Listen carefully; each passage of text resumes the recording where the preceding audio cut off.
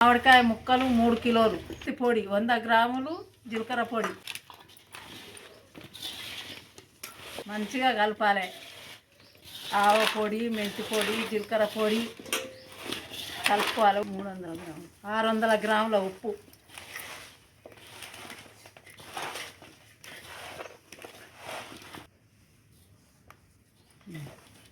కారం కలిపి, పావు కిలో ఎల్లిపాయ ముద్ద కలకు పట్టియాలి.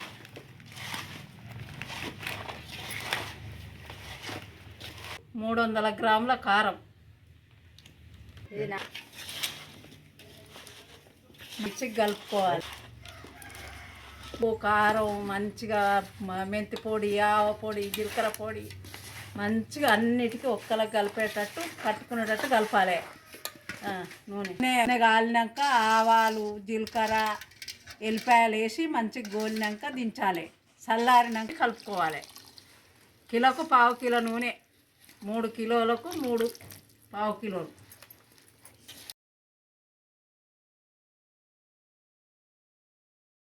నూనె అంతా కలిసేటట్టు మంచిగా కలుపుకోవాలి. కలుపుకొని జాడీలో ఎత్తుకోవాలి.